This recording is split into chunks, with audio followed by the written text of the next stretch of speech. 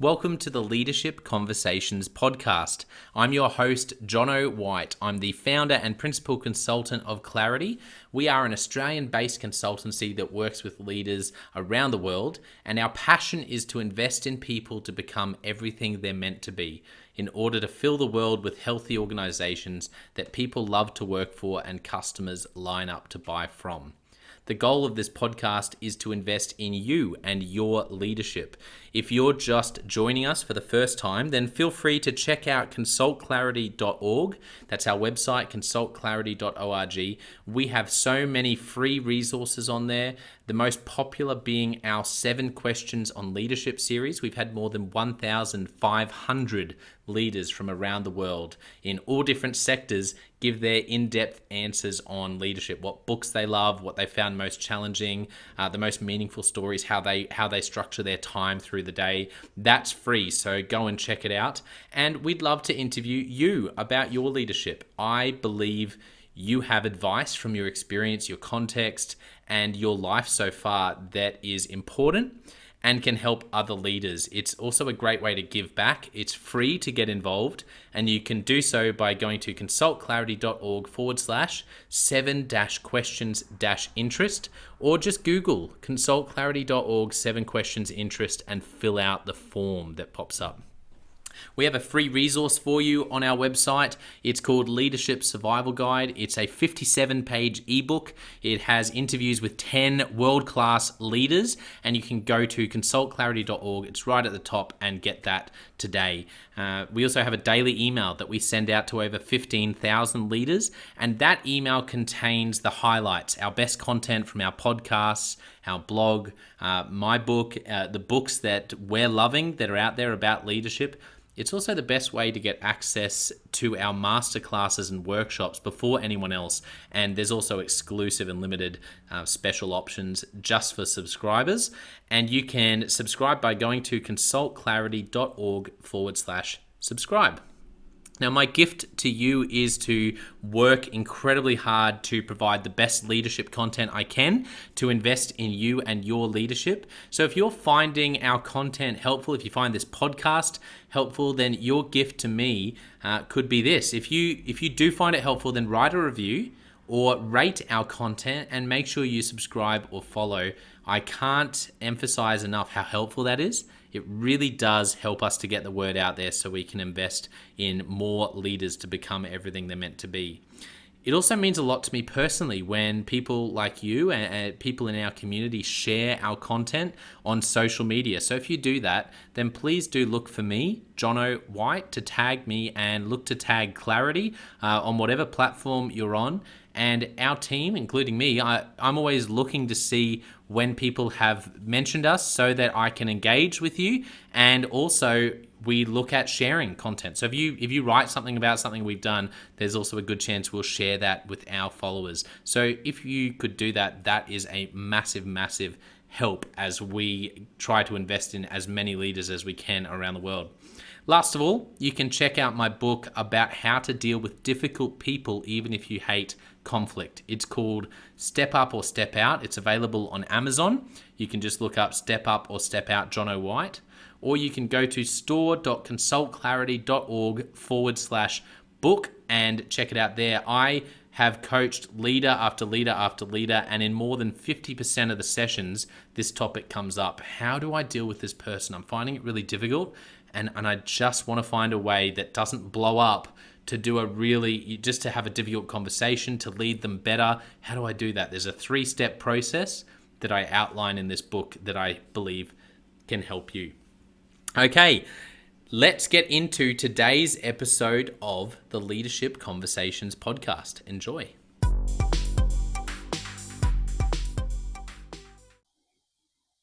Welcome to another episode of the Leadership Conversations podcast.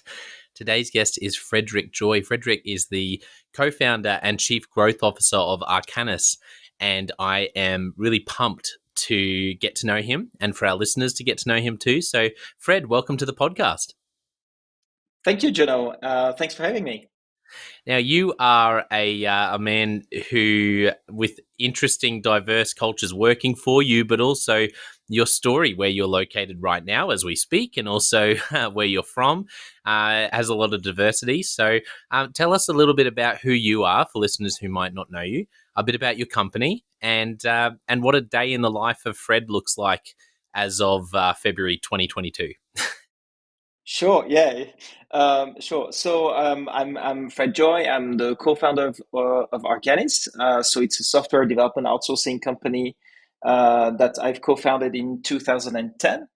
I'm Swiss, originally Swiss. I've worked for in the banking and insurance industries for many years before actually switching to, I would say, entrepreneurship when I joined my longtime friend Alan in Hong Kong for a first e-commerce business that actually then brought us to the Philippines in 2009, and this is where we actually started to work on Arcanys since then.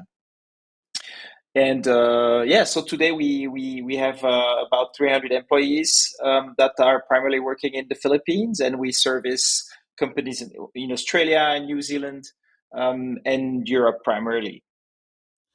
Brilliant. That's excellent. And let's find out a bit about your story. So if you go back to even as far back to childhood as you want, Sure. what are some of the moments as you look back that really shaped you becoming Fred, the leader you are today? Um, well, it's. I think first, what I would say is I've always really liked being around people, and I always remember that when I was younger, I wanted to be the guy that would bring people together and strike deals. And it just occurred to me, I don't know, maybe 5 or 6 years ago, that's what I was thinking when I was a kid, of what I wanted to do is actually what I'm currently doing. Yeah. So yeah, that's first thought when I was younger shaped who I am today, um, without really realizing it for many years actually. That's so Yeah. interesting. And yeah, it's, but I realized that a lot of people actually, when I ask them how, the same question as you asked me just now, Mm, tell me kind of the same thing, where they always envision themselves in something similar to what they are doing at the moment. And I mm, believe that these very maybe profound thoughts when you're young really shape your life yeah. as it goes, even unconsciously. Yeah, I really like that because I know for myself, I remember always people ask me about clarity, and I'm sure it's the same for you with Arcanus. People say, so is it, it must be really hard running your own business, being an Yeah, entrepreneur. And I always say, well, it's like there's no alternative. It's just who I am. Like what I do, I feel like it's so closely intertwined with who I am and what I love, that it's yeah, there's not been any real alternative to starting clarity. It was just what I had to do, and if it's hard along the way, then that's just because that's what it takes. And it's sort of it's very yeah, it's very caught up in how I'm wired. I just feel like what I'm doing is almost an extension of who I am. Does that resonate with you? yeah, 100%. So I wouldn't say I was. So there's the part of the leadership, and there's the part of the entrepreneurship in what we are doing. And I always thought I would become a leader. I was drawn to that, into not into managing people, but more like into driving or giving direction to what I thought was my mission. And that was actually the first thing that happened to me when I actually failed my law studies. I started and I failed 3 years in a row. So at some point, my parents told me, "Look, uh, you're gonna start working. We can't just keep on having you at home and not studying." And I got hired as an intern for this insurance company. And I had the feeling at the time they didn't really know where to put me. They just took me as an intern, and they had to find some things to do, and they put me in a small department where nobody really wanted to be there, because it was about triaging letters that were coming for one division, and I was in that team of, I think, 5 people that were also kind of rejects of the company. Nobody really wanted to use these people, so they had to find somewhere to put them. And but it was at the very beginning where actually they had to set up the processes and try to learn on how to put things together. And I got suddenly so passionate about what needed to be done that I de facto became the leader of that team. And then I think that, Wow. yeah, that happened within a couple months. And then suddenly my boss came to me and said, "Look, we can't keep you as an intern with the job you're doing." And so I thought I was going to get fired, actually. And I'm like, "So what are you suggesting me?" And they said, "Well, we got to offer you a full-time job that's paid like a regular employee." And so that was the first surprise, and that showed me that by taking things at heart and trying to understand better than the others what was to be done, Hmm. could propel me to do more interesting things. And actually worked 5 years for that company, and ended up being uh, the the right hand of one of the directors that was handling, I don't know, 150 or 200 people Wow. very quickly. And yeah, so that was my first experience, and showed me that you could become a leader by doing things, even if it seems hard from the outside. But when you're in it, as you said, it's the only choice. Like, you're drawn to what you've chose to do, and that just carries on. I'm interested to know what was different between your law studies and stepping into this internship. Did you change in between those two roles, or was there something about what was required in law versus what was required in this company where one really didn't suit you Yeah, and just wasn't a fit, and the other was like a glove and just you really found your feet? yeah. So I think I did this. I started law because I thought it was interesting, and then I think, if I look back now, maybe shortly after, I realized that maybe it wouldn't give me the opportunities I thought I would want, but I just kept trying, and until I really failed. and Yes. um, and uh, and then I had no other choice than finding a job and trying to start earning money for a while before I could go back to studies, or find what studies I could do, because I kind of needed a degree anyway. Um, but the fact of having to, I think it just puts you somewhere where you have to do something. It was the action that I really was was missing in school or at university. And once I Yes. got like on the field, I found it fascinating, and I just wanted to get things done. And I think that also is one thing that defines me. And sometimes it's a good thing, and sometimes it's a bad thing. When I'm handed with a problem, I just want to fix it. I want to get this done so that we can move on to some other things. Yeah. Yeah, I like that.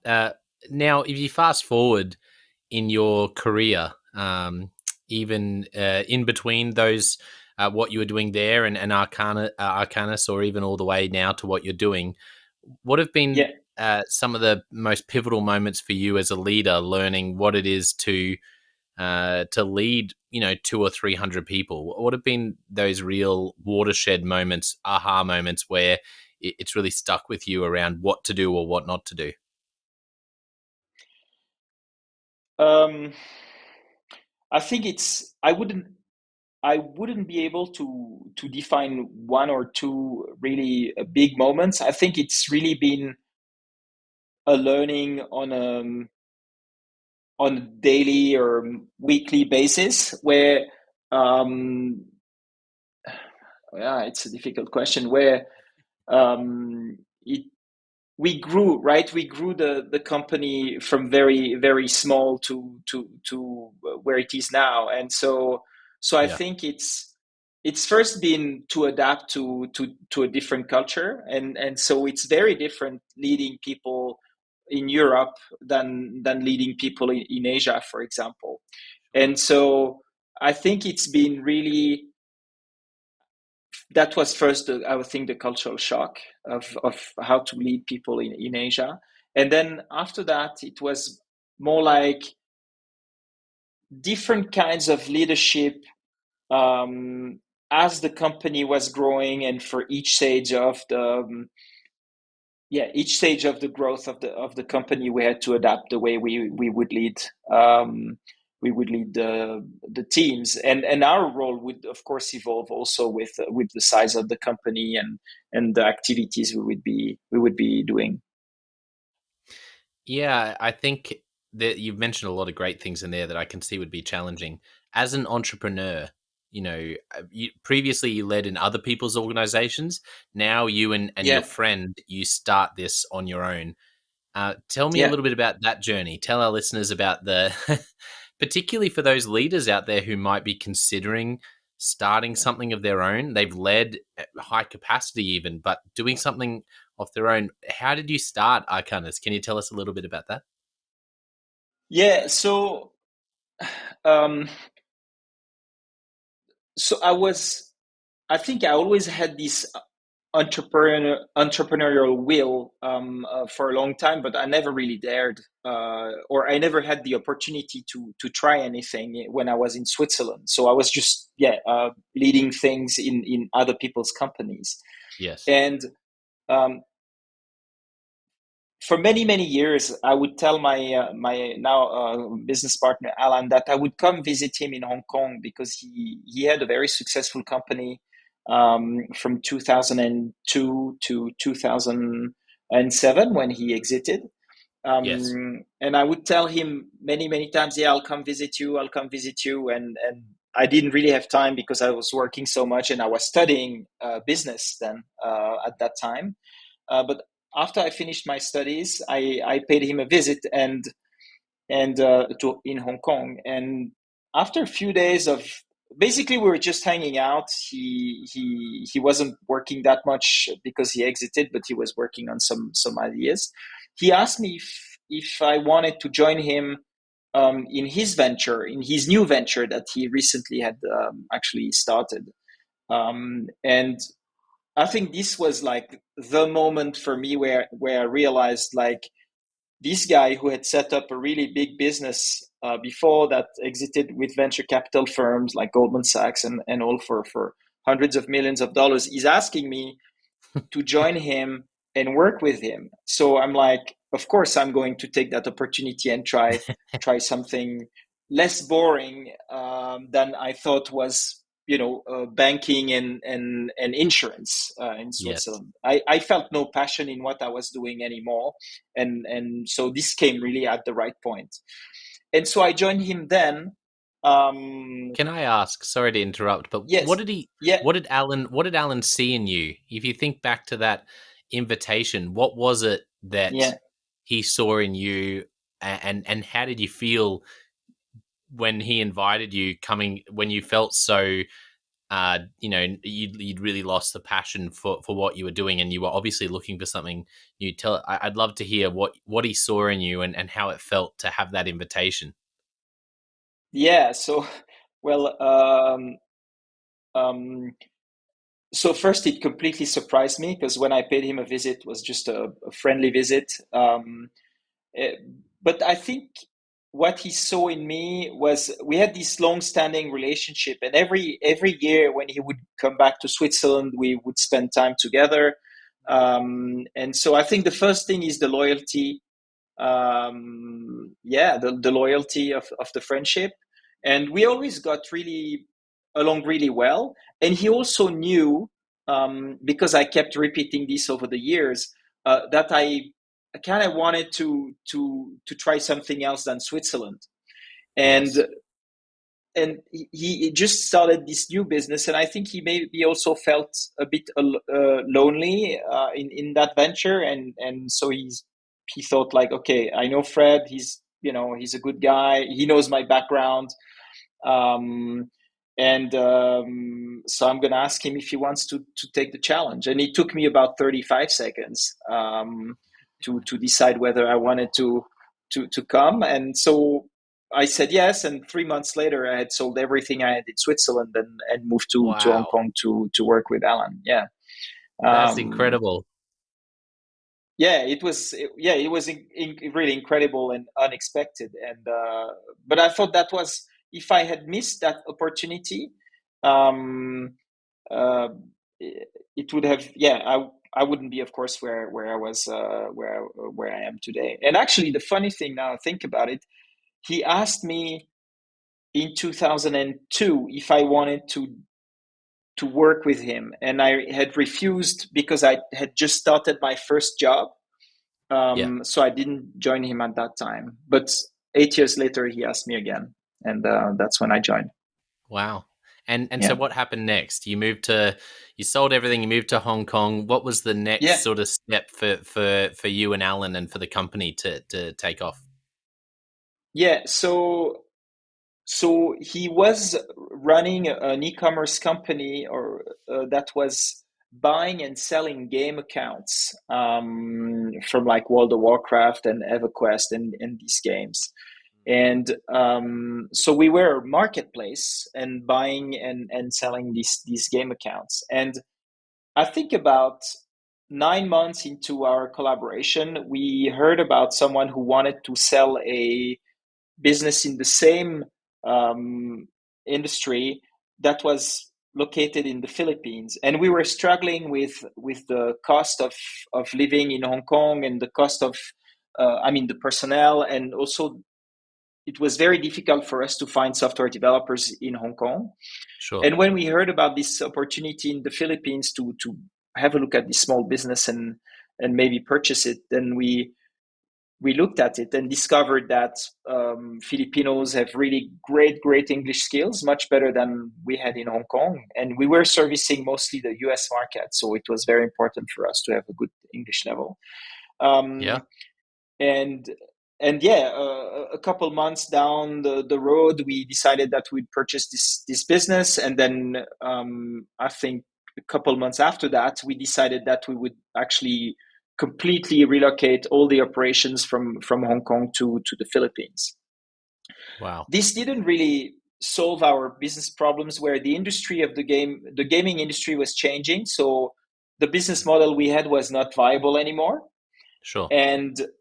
And I think in mid 2010, I just didn't see us continuing in this business, and I was actually scared, because I'm like, okay, if this business is going under, um, then I have to go back to Switzerland, because that's the end of the story. And Yeah. we had one discussion one night at the pizzeria with Alan, and I said, "Look, we got to find something else to do, because otherwise, I'm going back to Switzerland, and I don't want to." And Mm. I think that very same night we discussed, and we said, "Okay, let's try to go into outsourcing." And the reason is that when we hired our first developers for that e-commerce business, a lot of our other entrepreneur friends were asking us about the talent in the Philippines for software developers. And so we were already trying to find developers for our friends, Sure. um, but hadn't really established officially Arcanys. But that Mm. night we said, okay, this is that direction we're going to take. We're going into outsourcing, and we can. I mean, Alan had this name in his mind for many years, so he said, okay, my next business is going to be named Arcanys. So that's how Arcanys kind of like um, is born. It was very easy for us to distribute the roles, because it was just the two of us. Yeah. And when I asked who is going to do sales, Alan said, I'm doing operations. So I knew I knew my job was to sell our services, and I had never sold anything before, but Wow. that's how it went. What an incredible story. So it really came out of a necessity to pivot, Yeah. and Yes. was a problem that you had experienced, and that was part of the reason you were looking at this. You were looking at this business in the Philippines, and also um, having realizing it was something you were already doing for sort of for friends who are entrepreneurs. Yeah. Yeah. Yes. And when I was in the industry, the insurance industry, I was on the other side of that business. I was a corporate buyer for some time. So Yes. I was handling outsourcing contracts, and I was looking at providers and everything. So then it was simply for me to go on the other side and be on the sales side of things, and try to develop something we knew from the inside, if you want.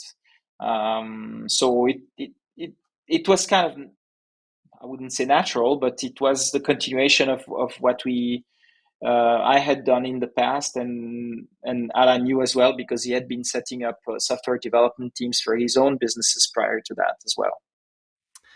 And so over I guess since then, I'm interested to know there'll be a lot of leaders listening who are interested in scaling their businesses. Maybe they lead a business with 1,000 people and they're wanting to scale, but there'll be a lot of leaders who are small business with 5 people, a business with 50 people, a business with 100 people.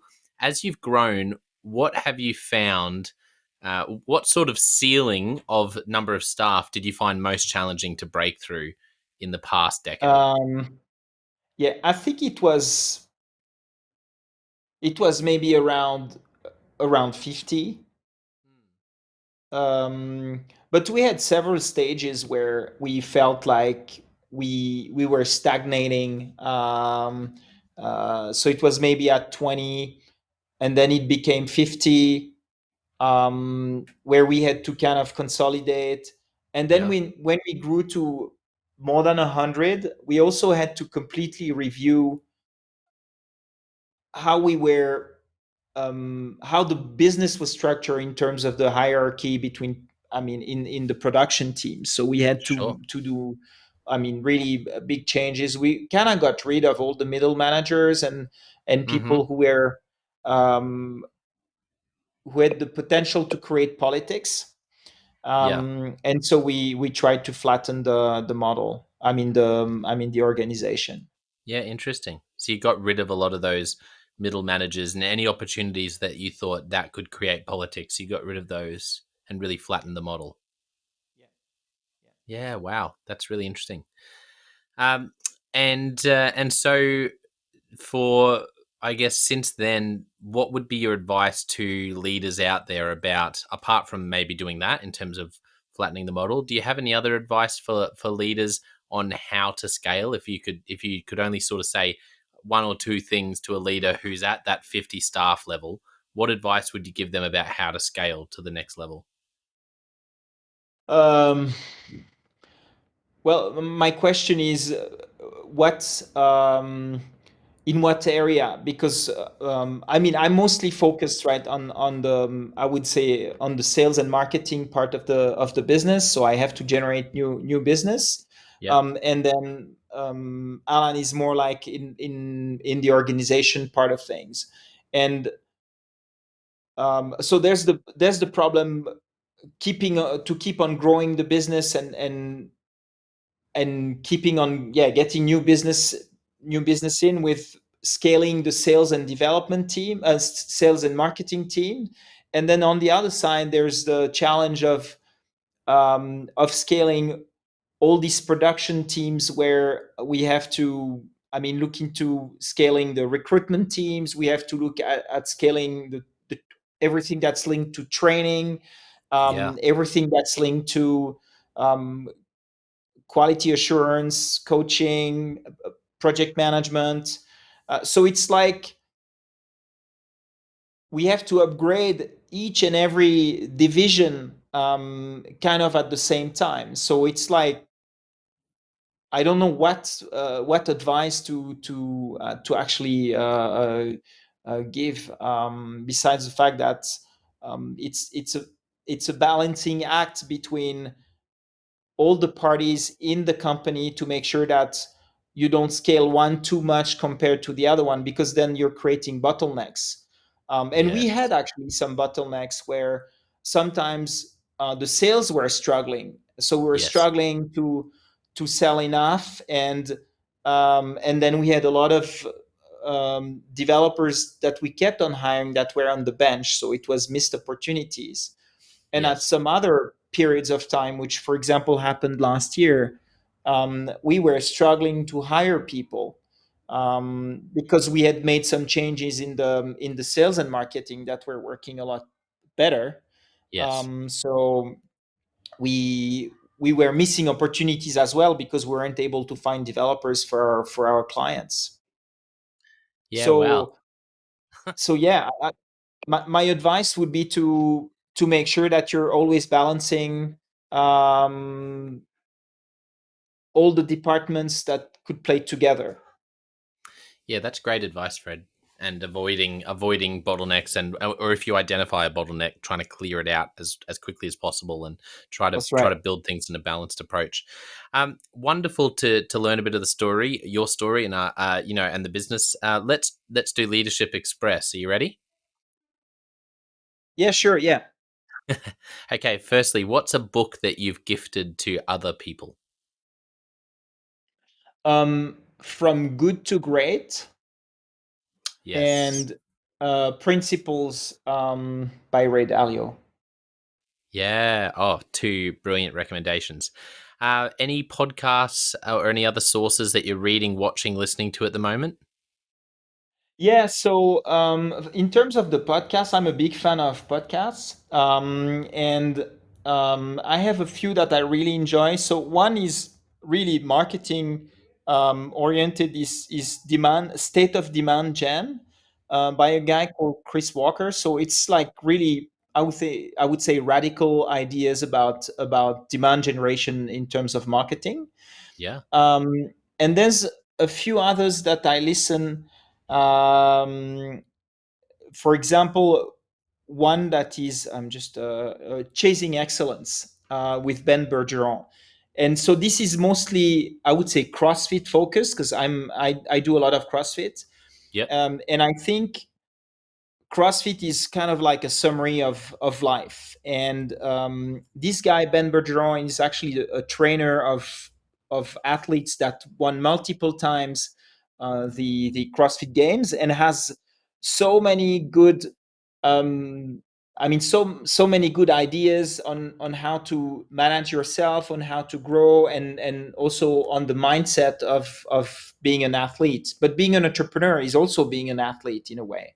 So Yeah. there's a lot of parallels, between for me CrossFit and running a business. Yeah, they're great recommendations.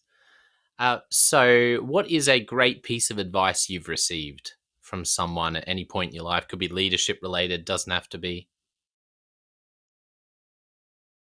Oh wow. Wow, I don't have any I could think on top of my head right now. I know it's always hard to. I remember for me, while Yeah. you think, I remember chatting with when I was looking at two jobs, and one of them was a really I was working with a startup. It was a bit hard to define. It was going to be really trying to monetize an idea with someone, and this was earlier in my career. And the other job was a really safe account management job with a big. It was actually with Wrigley's, the gum company here in Australia, Yeah. and I remember sitting down with a mentor of mine, a guy named Lindsay Bettinson, and I said to him, "Here's the two jobs. I don't know which one I should consider." The other job, one was Wrigley's, the other job was a startup called the Urban List that now is quite well known in Australia in food and curated lists of food and art and different places like that. So I remember he just looked at me and he said the thing about Wrigley's, Jonno, is I just don't know if that's you. That like, yes, it does make sense in some ways, but that idea of that safe account management job for you, he just looked at me, he said, I just don't know if that's you. And it was so tempting to take that job. But I remember that advice around actually looking at the jobs and going, which fits me better, and realizing how entrepreneurial I am. And I ended up loving my time at the Urban List. So that's one that comes to mind for me. Has anything come to mind? Um, yeah, I think it's when I was I studied business after I failed my law degrees and started my internship, and then started for this insurance company. And at the same time, I was studying business in another school, and I think one of we had these teachers. They were like the business or these entrepreneurship teachers actually, and I think they were always repeating that we got to grab opportunities when they come, and so that's what I think has shaped the way I've decided to, for example, accept Alan's offer. Is like I felt okay, this was something I couldn't miss, and it still applies today with everything we do in terms of the clients that we see, of course, but more recently we are doing a lot of investment in startups with what we call Arcanys Ventures. And so we are looking at many opportunities on a daily or weekly basis, and we just have to pick which one we're going to take and make sure we don't miss it. Yeah, I love that. That's great. That's great advice. Any movies or TV shows that really impacted you? Um, wow. Um, It doesn't have to well, be I can't, leadership related. I know it's yeah, funny, but for me, I remember watching the musical La La Land, yeah, which, and I yeah, yeah. remember just the story around stepping out. It's actually just like it's a bit of a tragic story in some ways, but there was something about that idea of the characters stepping out and just going for it that for me was yeah, just I can't remember if it was around the time. I can't remember what was happening around the time, but I found it really inspirational, and I just walked out of that cinema. I watched it in the movies and just really walked out just pumped to grow clarity. So yeah, I don't know. Anything come Yeah. to mind for you, Fred? Yeah, it's most like a how do you call that? Do you know Largo Winch? Lager Winch. Not off the top of It's my head. okay. It's a comic, Belgian comic book, and it's Yeah. a series of comic books for picturing a the son of a very wealthy man that inherits the business of his dad, and so he has to fix plenty of problems to actually keep on the business ongoing. And I was just always, every time a new chapter would come out, I'd be super excited because it was about business. It was about this guy traveling the world to, grow the business and yeah, and grow as a person as well. So I would say I like this one. Yeah, I love that's a wonderful recommendation. Thank you for sharing that. That's fantastic. Um, well, for those who are really interested in what you do and maybe in you and who you are, how can people find you online, Twitter or LinkedIn, and for the company, how can they find you online, Fred? Yeah, so I think mostly LinkedIn for both. So my LinkedIn is Frederic Joye, and for the company Arcanis as well on LinkedIn, we publish a lot of stuff on there. And I also have a podcast called Smarter Outsourcing, where we Hmm. actually discuss about mostly questions around software development outsourcing or remote team management, how to choose your provider, or questions about managing developers and legal issues and things like that. Yeah, fantastic. That's great. Well, I just want to thank our listeners for tuning in. It's been another excellent episode. Don't forget you can find me on a couple of other podcasts, the Jonno White Leadership Podcast, where I give tips around well-being and a bunch of other things, and also leadership question of the day, a different question every day to grow your leadership. But I want to finish today by saying a massive thank you to Fred for coming on, for sharing your story and the story of your company. It's been a joy to learn about both, and I think listeners are really going to enjoy it. So thank you so much, Fred. Thank you as well. It's been really a pleasure being on the show.